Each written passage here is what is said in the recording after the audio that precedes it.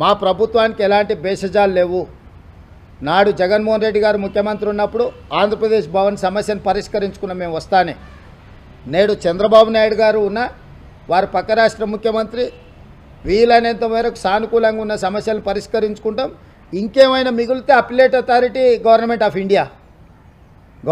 ఇండియాలో కూడా పరిష్కారం కాకపోతే కోర్టులు ఉండనే ఉన్నాయి. సో వివిధ వేదికలను ఇరు రాష్ట్రాల సమస్యల్ని పరిష్కరించడానికి పక్క రాష్ట్రం అభివృద్ధి చెందితే మేము అసూయపడేది లేదు.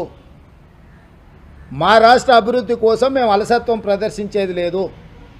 మా రాష్ట్రం యొక్క అభివృద్ధి కోసం నిరంతరం పనిచేస్తాం. నేను మొన్న చెప్పినా, నేడు చెప్తున్నా, రోజుకు 18 గంటలు మేము కష్టపడతాము. తెలంగాణ పునర్నిర్మాణాన్ని చేస్తాము.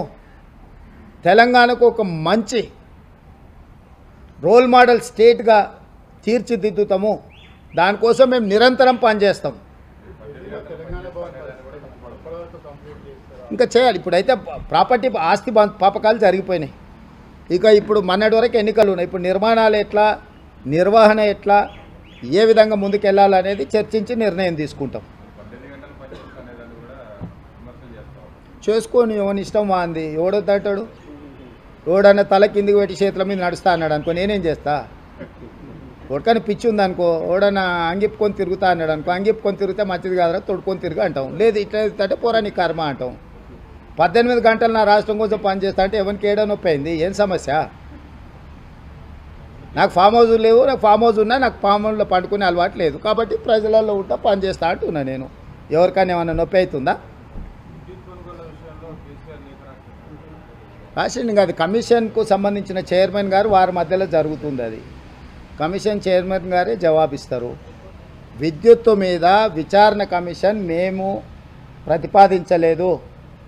మాజీ మంత్రి జగదీశ్వర్ రెడ్డి గారు అసెంబ్లీలో విద్యుత్తు కొనుగోలు కానీ విద్యుత్తు నిర్మాణం, సంస్థల నిర్మాణం, యాదాద్రి భద్రాద్రి నిర్మాణానికి సంబంధించి మాజీ మంత్రి జగదీశ్వర్ రెడ్డి గారు శాసనసభలో సవాలు విసిరి ప్రభుత్వాన్ని విచారణకు ఆదేశించండి సిట్టింగ్ జడ్జి చేత అన్నాడు. మేము తెలంగాణ రాష్ట్ర ప్రధాన న్యాయమూర్తిని సిట్టింగ్ జడ్జిని కేటాయించమంటే సిట్టింగ్ జడ్జిలను కేటాయించే పరిస్థితి లేదు, రిటైర్డ్ జడ్జిలతో మీరు వేసుకోవచ్చు అని అనుమతి ఇచ్చారు. రిటైర్డ్ జడ్జిలతో మేము ఇచ్చినాము. మేము వేసినాక దాదాపుగా 3 నెలలు టీఆర్ఎస్ కానీ జగదీశ్వర్ రెడ్డి కానీ ఏం మాట్లాడలేదు. ఎప్పుడైతే కేసీఆర్ గారిని వచ్చి వివరణ ఇవ్వు అని లేఖ రాసిండో ఆ తర్వాత ఇప్పుడు ఆరోపణలు చేయడం మొదలుపెట్టిండ్రు. ఇప్పుడు నేను మీ ద్వారా చంద్రశేఖరరావు గారిని జగదీశ్వర్ రెడ్డిని అడుగుతున్నా, అసలు ఈ విచారణ కమిషన్ వేయడం తప్పు అంటుండ్రా? విచారణ కమిషన్కు వచ్చి చంద్రశేఖరరావు గారిని వివరించడం అని అడిగినందుకు తప్పు పడుతుండ్రా? లేకపోతే జస్టిస్ నరసింహారెడ్డి గారు దీనికి బాధ్యత వహిస్తున్నారు అనే దాన్ని తప్పు పడుతుండ్రా? వాళ్ళ మాటల్లోనే వ్యత్యాసం ఉన్నది. వాళ్ళకే సమన్వయం లేదు. వాళ్ళు దేనికోసం కొట్లాడుతున్నారో ఏం మాట్లాడుతున్నారో వాళ్ళకే తెలియడం లేదు. ఇప్పుడు మేము వేయలే, వాళ్ళు అడిగి వేయించుకున్నారు. వాళ్ళు డిమాండ్ చేస్తే మేము వేసినాం. ఇప్పుడు నిజంగానే ఒక ఆయన శ్రీరామచంద్రుడు, ఇంకొక ఆయన సత్యహరిచంద్రుడు అని నిరూపించుకోవడానికి అవకాశం వచ్చింది. నిరూపించుకుంటే అయిపోయాయి కదా.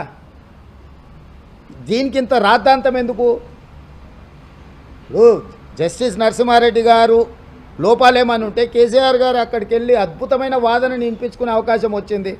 తెలంగాణ సమాజం కావాలంటే ఒకవేళ మిమ్మల్ని అందరిని రిక్వెస్ట్ చేస్తా, లైవ్ పెట్టారు.